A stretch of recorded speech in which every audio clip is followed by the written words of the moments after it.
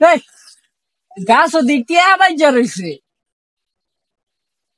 বন্ধু কি করো?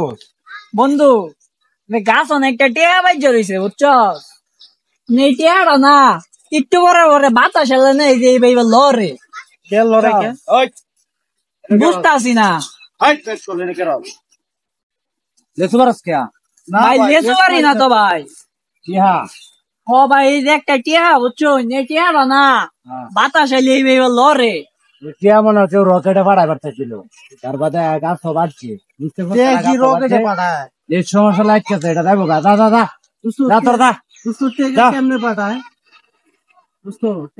দা দা দা দা দা রকেটে পাঠায় পারতেছে, কেউ বাদে মনে বাইর চলছে। বন্ধু আজ আইগা বেকল তোরা এটা বুঝো না তোরা। দা কেমনে রকেটে এটা বাইজা খুঁজাম নে।